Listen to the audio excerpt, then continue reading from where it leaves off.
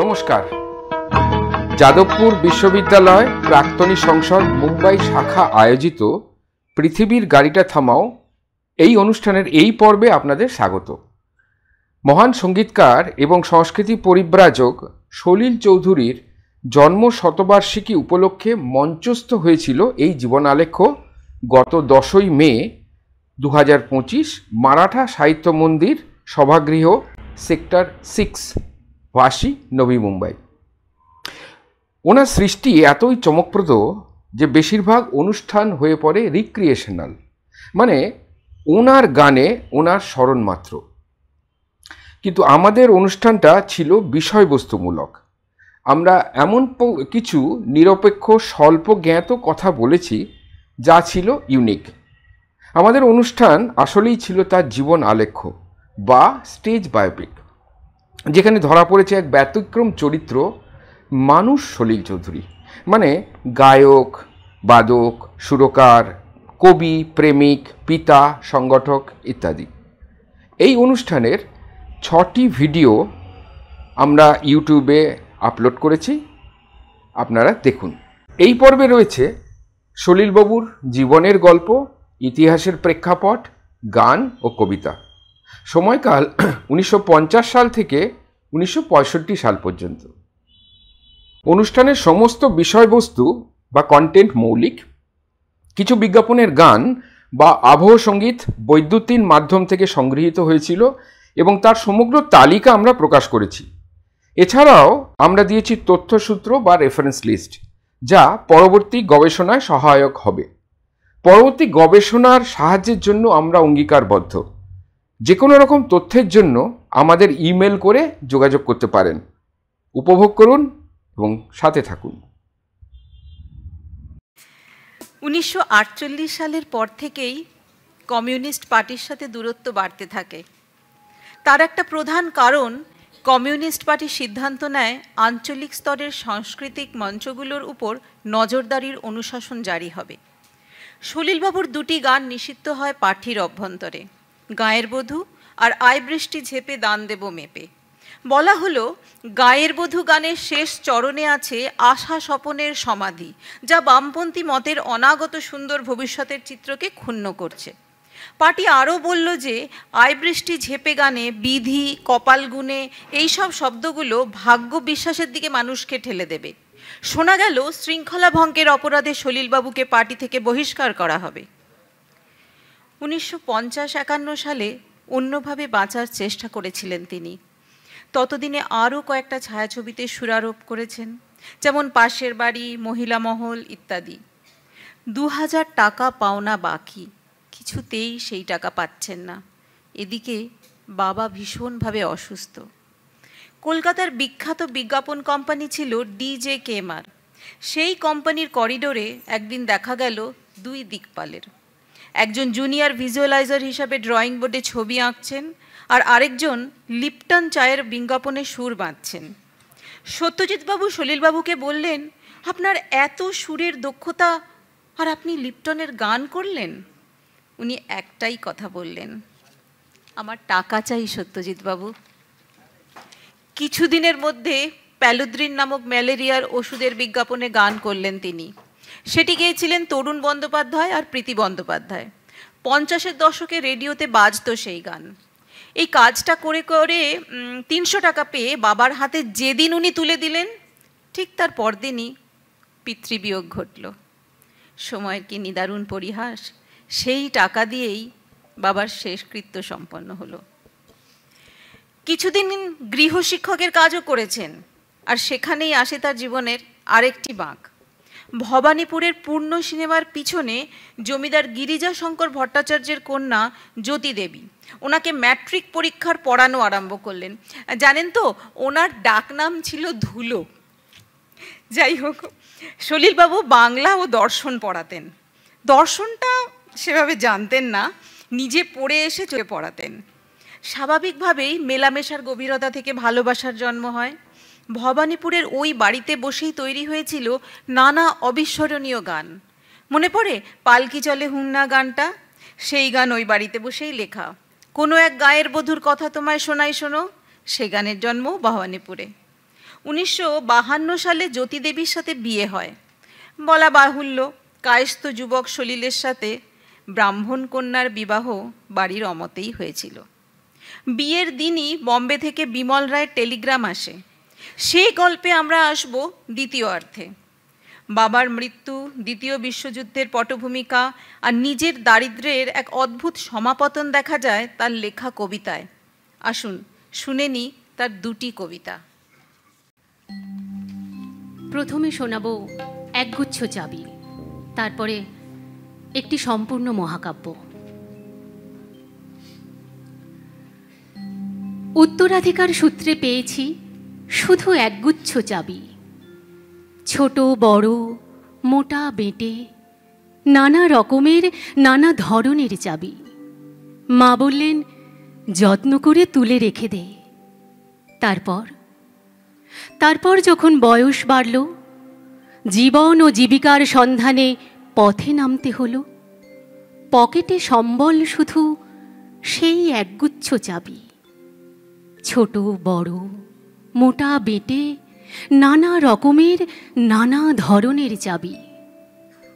কিন্তু যেখানেই যাই সামনে দেখি প্রকাণ্ড এক দরজা, আর তাতে ঝুলছে প্রকাণ্ড এক তালা। পকেট থেকে চাবির গুচ্ছ বের করি, এ চাবি সে চাবি ঘোরাই ফেরাই, লাগে না, খোলে না। শ্রান্ত হয়ে ঘরে ফিরি।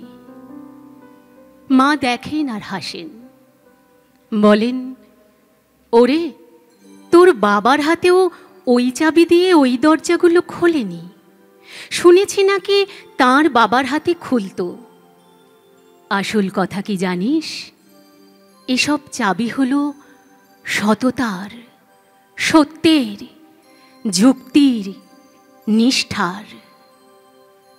আজকাল আর এসব চাবি দিয়ে ওই দরজাগুলো খোলে না। তবু তুই ফেলে দিস না। তুইও যখন চলে যাবি, তোর সন্তানদের হাতে দিয়ে যাস এসব চাবির গুচ্ছ। হয়তো তাদের হাতে, হয়তো কেন, নিশ্চয়ই তাদের হাতে একদিন ওই সব সততার, সত্যের, যুক্তির, নিষ্ঠার চাবি দিয়ে জীবনের বন্ধ দরজাগুলো খুলে যাবে, খুলে যাবেই।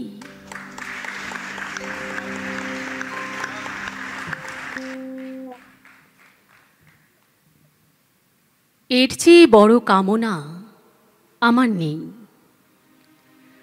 আমার একটি আশার বীজ থেকে অঙ্কুরিত হয়ে আমার ক্ষীণ কণ্ঠের একটি গানের কলি, আমার জীর্ণ পাঁজর ছিঁড়ে আসা একটি শপথ বুকে বুকে শাখা বিস্তার করে কণ্ঠে কণ্ঠে প্রতিধ্বনির ফুল হয়ে উঠবে। এর চেয়ে বড় কামনা আমার নেই। আমার সে ভাষা আমি খুঁজে পেয়েছি। আমি শান্তি চাই। একথা যখন বলি, প্রতিধ্বনি আসে হিরোশিমার মায়েদের কাছ থেকে, প্রতিধ্বনি আসে কোরিয়ার বেয়নেট তাড়িত উলঙ্গ বনেদের মিছিল থেকে, প্রতিধ্বনি আসে ইউক্রেনের সোনা ভরা খামারের বুক থেকে, মানবতার প্রতিটি রক্তবিন্দু থেকে। আমার ভাষা তখন গান হয়ে ওঠে। আমি শান্তি চাই। একথা যখন বলি, আমার এই শীর্ণ দুটো বাহু দিয়ে সারা পৃথিবীকে আলিঙ্গন যখন করি, আমার পূর্বপুরুষের আমি হই উত্তরাধিকারী। আমার গান তখন সূর্য হয়ে ওঠে। তাই আমি শান্তি চাই। এই বাংলার এক অখ্যাত গ্রামাঞ্চলের কথা আমার মনে আছে। বাঁশবন আর ডোবায় ঘেরা স্তব্ধ গ্রাম। ঝিঝি ডাকা এক দুপুরে আমার মাকে কাঁদতে দেখেছিলুম। আমার ছোট ছোট দুটি বোনকে নিয়ে ডোবার ধারে বসে ভেবেছিলুম কি যেন একটা হয়েছে। এক মুঠো মাটি দাও রুদ্ধ যত বাসনার বীজ বনিতায়, যদি কিছু ফল ধরে, যদি কারো মন ভরে, যদি কোনো শিশু আর কাঁদে না ক্ষুধায়। কত আশা ধরণীর জোনাকির মতো তারা হতে চেয়ে দোলে তৃণ শত শত, আমি তার সাক্ষী আছি। একটু বাতাস দাও, একবার বুক ভরে টানি নিঃশ্বাস, দেখি কি না হতে পারে। স্বর্গ কার ধার ধারে, বিস্ফোরণে ভাঙি যত মূঢ় বিশ্বাস।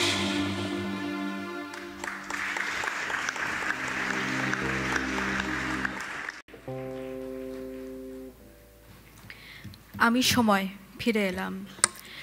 প্রথমার্ধের শেষ বেলায় আবার এলাম আপনাদের কাছে। সকলের অনুরোধে আমি ঠিক 15 মিনিটের জন্য থেমে যাব। এই বিরতির আগে একটা ছোট্ট ঘোষণা। আমাদের সকলের সম্মানীয় প্রাক্তনী এবং প্রবীণ সাহিত্যকার শ্রী গোরা চক্রবর্তী একটি বই এখন আনুষ্ঠানিকভাবে আমরা উদ্বোধন করব এই মঞ্চে। আমি মঞ্চে দুজনকে ডেকে নেব, লেখক শ্রী গোরা চক্রবর্তী এবং রুদ্রনাথ ব্যানার্জি, প্রেসিডেন্ট আমাদের JU alumni association Mumbai branch.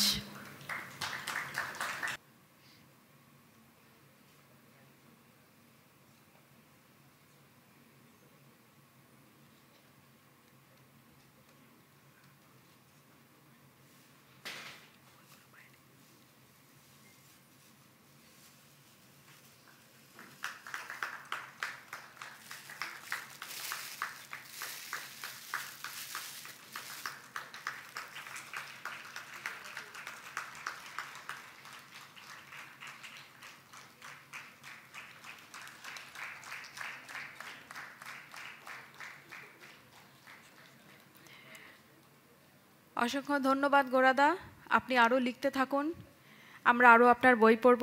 গোরাদার বইগুলো বাইরের কাউন্টারে থেকে পাওয়া যাবে।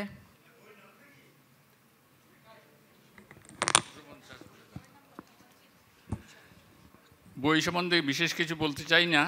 জীবনের অনেক স্তরে অনেক রকমের চিন্তা এসেছে, সেই চিন্তাগুলি ফলপ্রসূ করার জন্য পড়াশুনো করেছি, লিখে গেছি, সেইগুলো এতদিনে প্রকাশ পেল। নাম হচ্ছে আবোল তাবোল চিন্তা। সামনে কাউন্টারে রাখা আছে বই, দাম বেশি না, নিয়ে যাবেন, অল্প সংখ্যই আছে। Thank you. আমি সময়।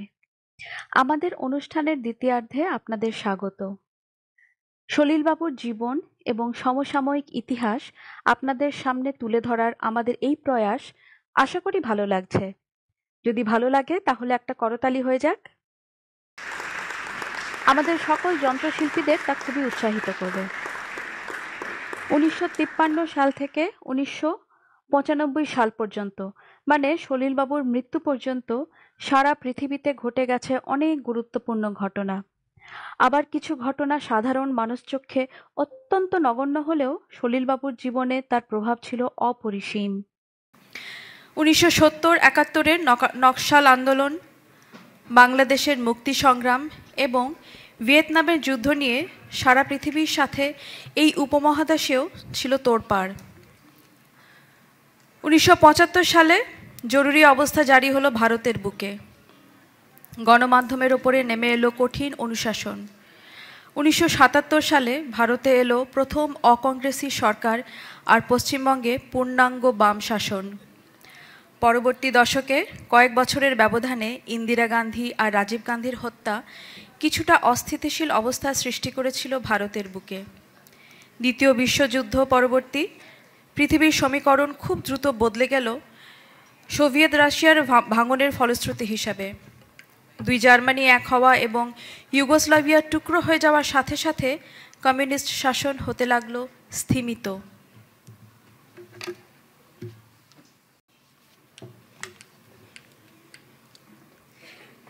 আশা করি মনে আছে, বিরতির আগে কথা হচ্ছিল বিমল রায়ের টেলিগ্রাম নিয়ে, যা ছিল ওনার জীবনের সবচেয়ে গুরুত্বপূর্ণ বাঁক।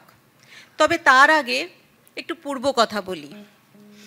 গণনাট্যের কিছু সদস্য মনে করতেন রাজনৈতিক বক্তব্য প্রচারের শ্রেষ্ঠ মাধ্যম হতে পারে চলচ্চিত্র। তারা স্বাধীনভাবে গড়ে তুললেন চিত্রনাট্য পরিষদ। সেই পরিষদে কলকাতার এক সাধারণ রিকশাওয়ালার জীবন নিয়ে যৌথভাবে চিত্রনাট্য লিখছিলেন অজয় ব্যানার্জি, সুব্রত সেন শর্মা, কালী ব্যানার্জি, তৃপ্তি মিত্র এবং সুধী প্রধান। 1952 সালে কিছুটা শুটিংও হয়ে গিয়েছিল। সেই সময় সঙ্গীতের প্রয়োজনে ডাক পড়ে সলিলবাবুর। পরে সলিলবাবুর লেখা চালচোর গল্প থেকে কিছুটা অংশ জুড়ে দেওয়া হয়। বিমল রায় ফিল্ম ইউনিটের সহকারী এবং সলিলবাবুর বন্ধু ঋষিকেশ মুখার্জি একদিন তিনি কলকাতায় বিমলবাবুর সাথে সলিল চৌধুরীর আলাপ করিয়ে দেন। সলিলবাবু বিমলবাবুকে এক সন্ধ্যায় রিকশাওয়ালা গল্পটা শোনান, কিন্তু তার মতামত পাওয়ার আগেই বিমলবাবু বম্বে ফিরে যান। জরুরি কাজ ছিল। আর ঠিক এক সপ্তাহ পরে আসে সেই টেলিগ্রাম, যেখানে বিমলবাবু ওনাকে বম্বেতে আসার আমন্ত্রণ জানান।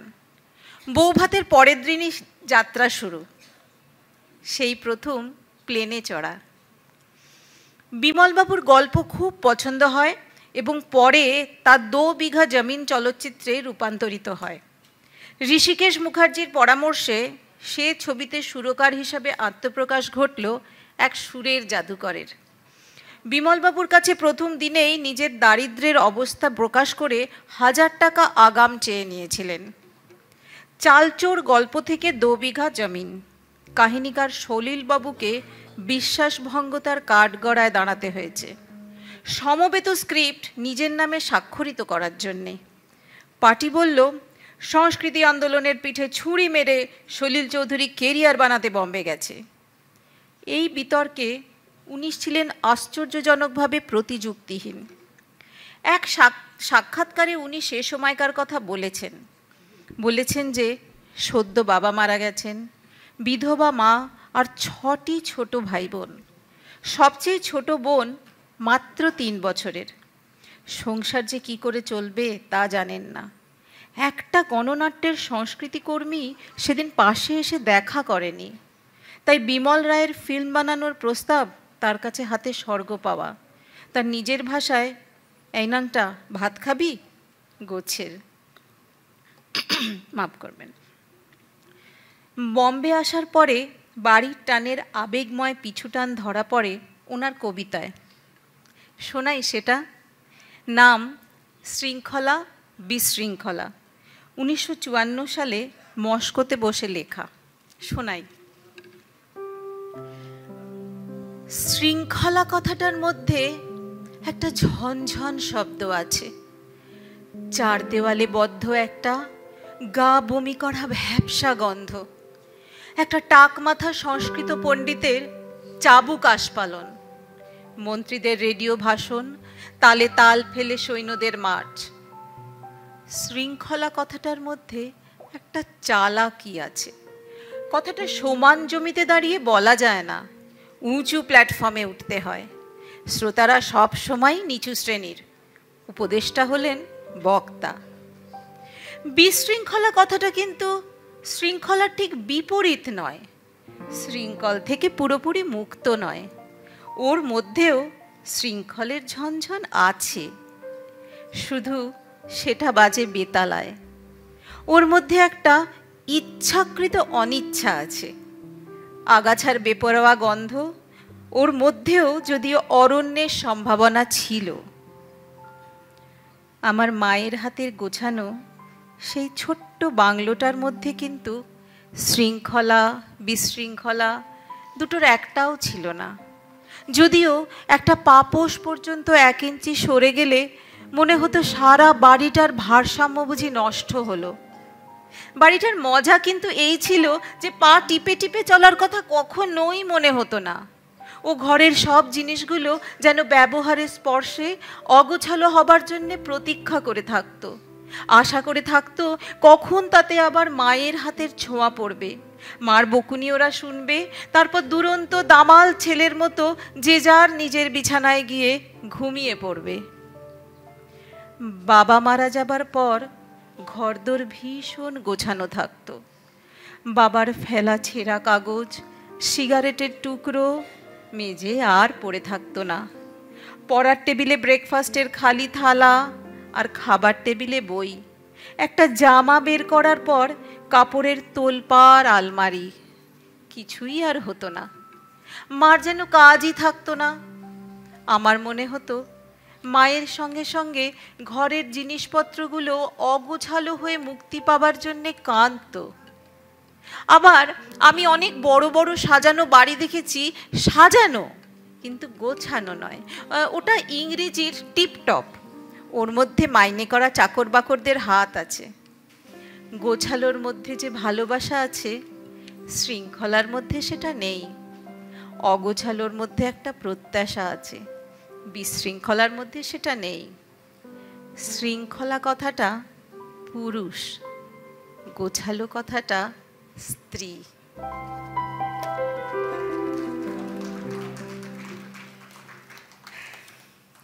ধন্যবাদ। 2 বিঘা জমিনের পর বেশ কয়েকটা ছবিতে ব্যস্ত হয়ে পড়লেন সলিলবাবু, যেমন বিরাজবাহু, নকরি, মনোহর, আমানত, আওয়াজ, পরিবার, জাগতে রহো ইত্যাদি। এই সময় নিজেকে নতুন করে আবিষ্কার করছেন এবং শিখছেন। একটা গল্প বলি। 50-এর দশকে বম্বে ফিল্ম জগতে সবচেয়ে বড় অ্যারেঞ্জার ছিলেন অ্যান্থনি গনসালভেস। অ্যারেঞ্জার মানে যিনি সুরকারের বেসিক মেলোডিটা বুঝে কর্ড চার্ট বানাতে পারেন, যন্ত্রশিল্পীদের অর্কেস্ট্রেশন করাতে পারেন। অ্যান্টনি নিজে ছিলেন এক গুণী শিল্পী, অসম্ভব ভালো পিয়ানো এবং বেহালা বাদক। 1955-56 সাল হবে, মেহবুব প্রোডাকশনের আওয়াজ ছবির গানের রেকর্ডিং। লতা মঙ্গেশকর গান গাইবেন, কিছুতেই মেলোডি খুলে আসছে না অ্যান্টনির অ্যারেঞ্জমেন্টে।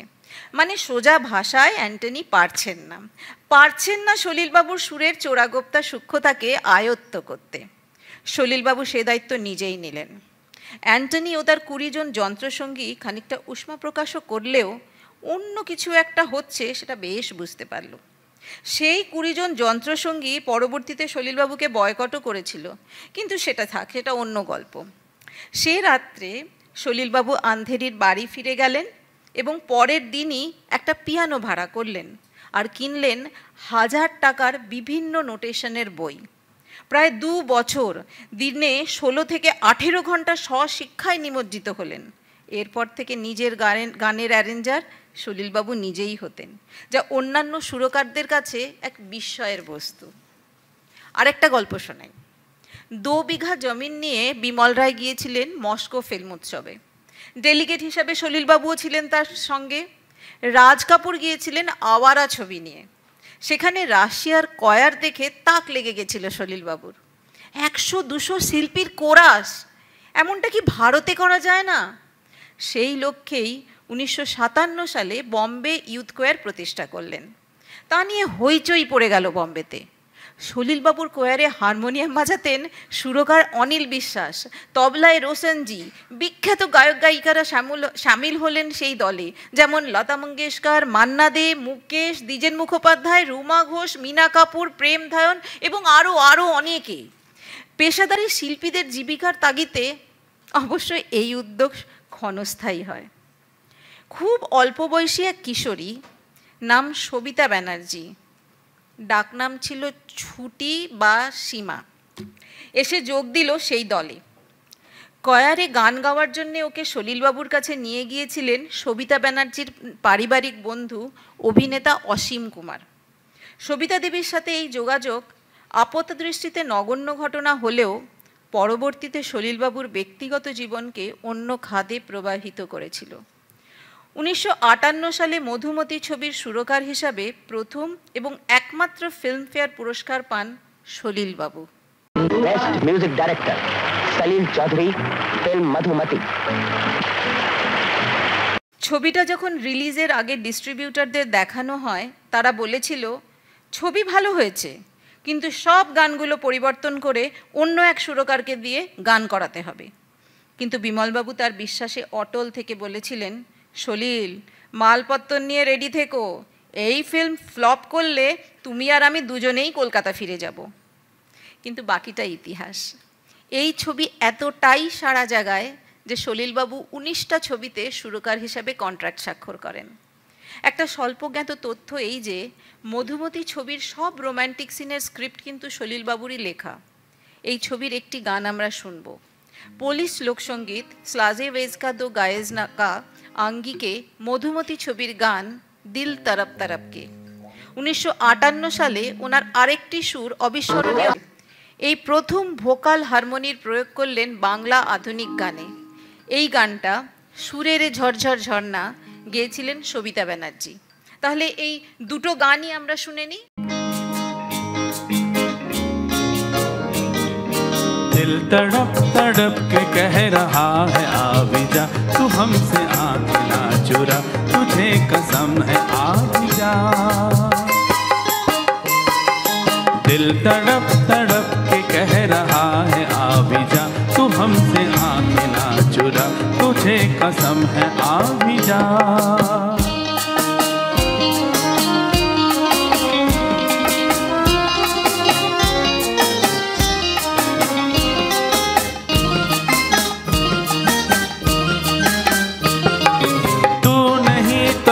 बहार क्या बहार है, गुल नहीं खिले के तेरा इंतजार है। तू नहीं तो ये बहार क्या बहार है, गुल नहीं खिले के तेरा इंतजार है, कि तेरा इंतजार है, कि तेरा इंतजार है। दिल तड़प तड़प के कह रहा है आ भी जा, तू हमसे आँख ना चुरा, तुझे कसम है आ भी जा। दिल धड़क धड़क के दे रहा है ये सदा, तुम्हारी हो चुकी हूँ मैं, तुम्हारे पास हूँ सदा। दिल धड़क धड़क के दे रहा है सदा, तुम्हारी हो चुकी हूँ मैं, तुम्हारे पास हूँ सदा।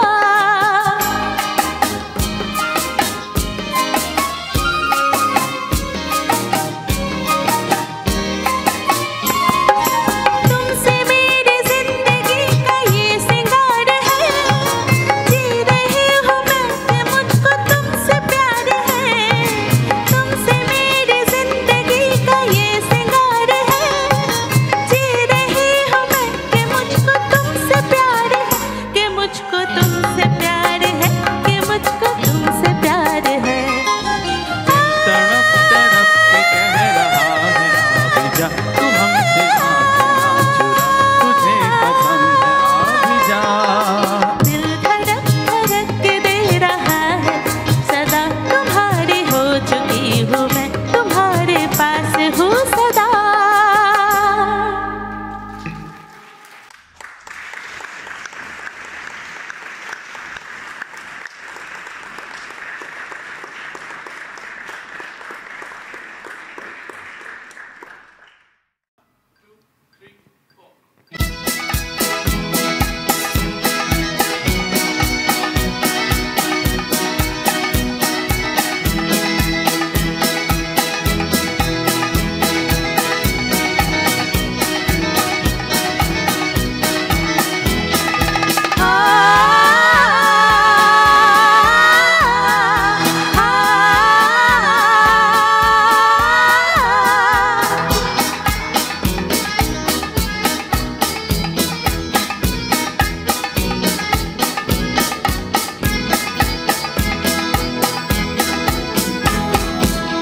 সুরের এই ঝড় ঝড় ঝড় না ঝড় না, হাই মরে রে, ঝড়ো না ঝরে রে। ফুলের এই গুন গুন গুন চান্দু জলায় যায়, চলে যায় রে, রহে না ঘরে রে। ঝড়ো না ঝরে রে, রহে না ঘরে রে, ঝড়ো না ঝরে রে, রহে না ঘরে রে।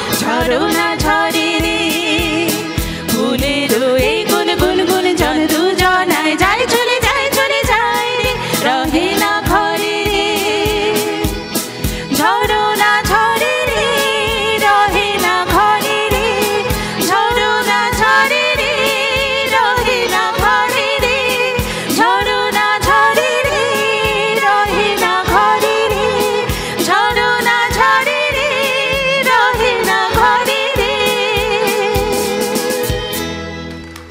অসাধারণ উপস্থাপনা। গল্পে ফেরা যাক।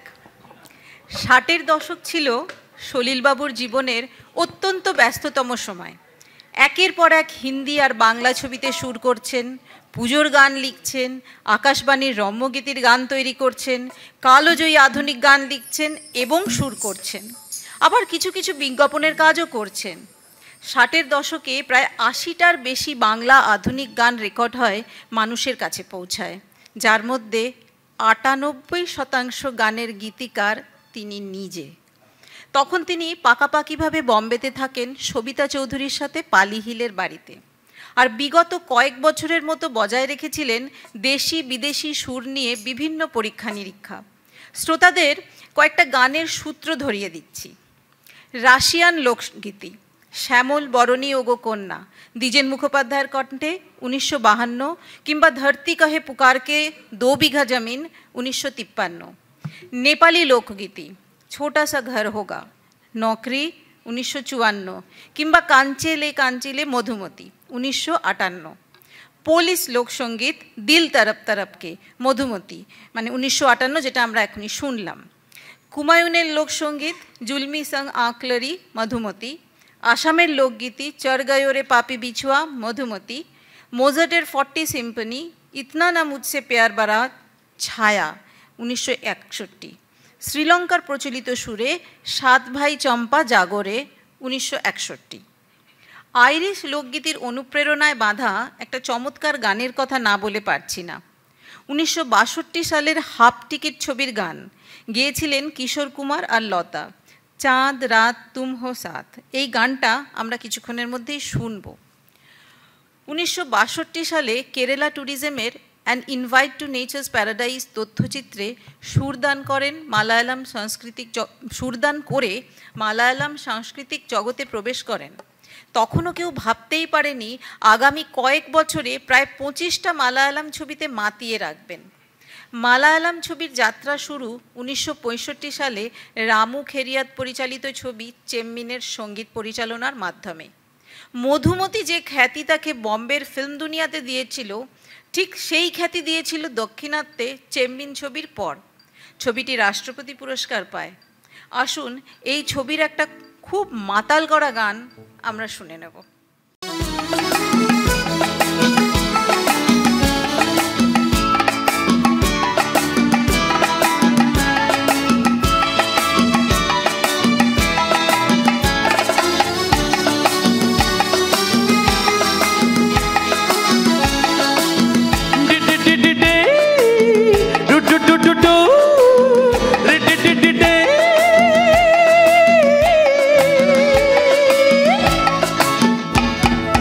चांद रात तुम हो साथ क्या करे अजी अब तो दिल मचल मचल गया। चांद रात तुम हो साथ क्या करे अजी अब तो दिल मचल मचल गया। दिल का एतबार क्या क्या करोगे जो कल जो ये बदल बदल गया। दिल का एतबार क्या क्या करोगे जो कल जो ये बदल बदल गया।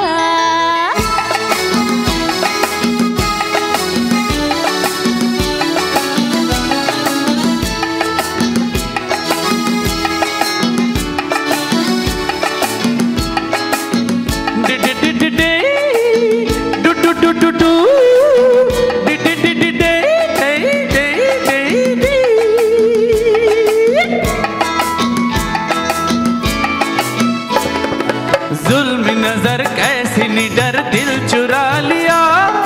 जान किस अजब से देश में बुला लिया।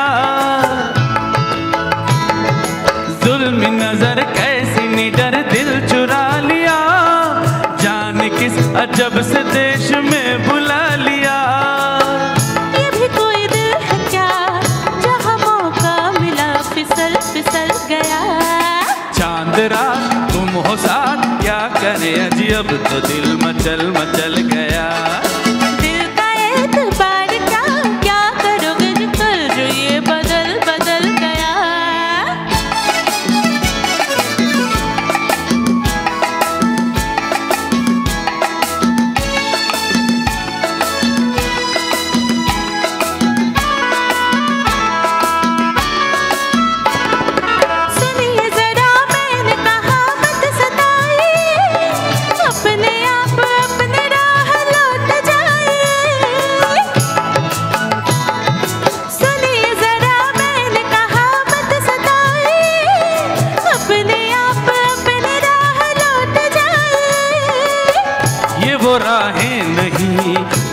चल के कोई संभल संभल गया। चांद रात तुम हो साथ क्या करें जी, अब तो दिल मचल मचल गया। दिल का एतबार क्या क्या करोगे जी कल जो ये बदल बदल गया।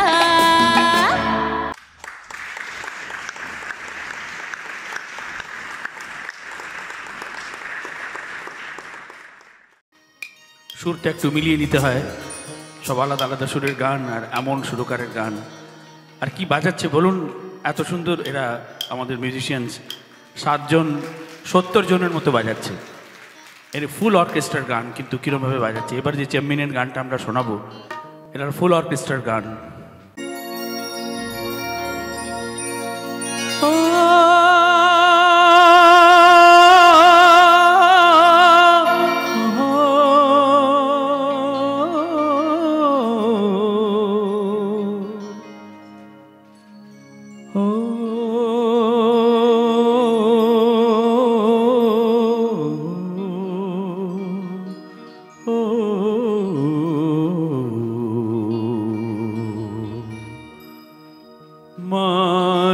मानसमयिने भरू मधुरं नुळ्ळिदरू निन् अरुमपूवाडियळि तेडुव आरे आरे मानसमयिने भरू मधुरं नुळ्ळिदरू निन् अरुमपूवाडियळि तेडुव आरे आरे मानसमयिने भरू।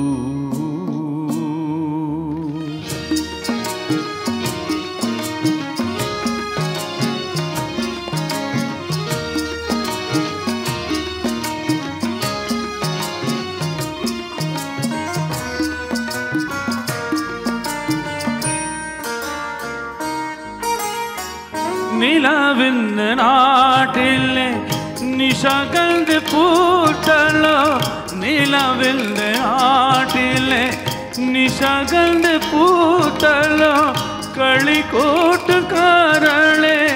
മരമുപ്പയോ മാനസമയിനെ വരൂ മധുരം നുള്ളിതരൂ നിൻ അരുമപ്പൂവാടിയളി തേടുവ ആരെ ആരെ മാനസമയിനെ വരൂ.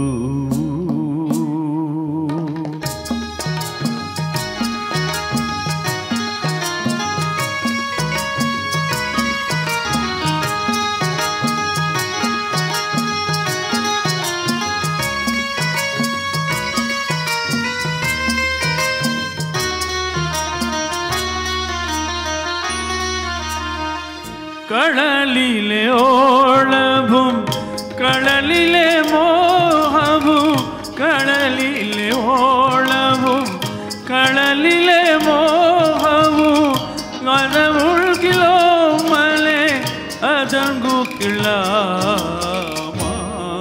മാനസമയിനെ വരൂ മധുരം നുള്ളി തരൂ നിൻ അരുമ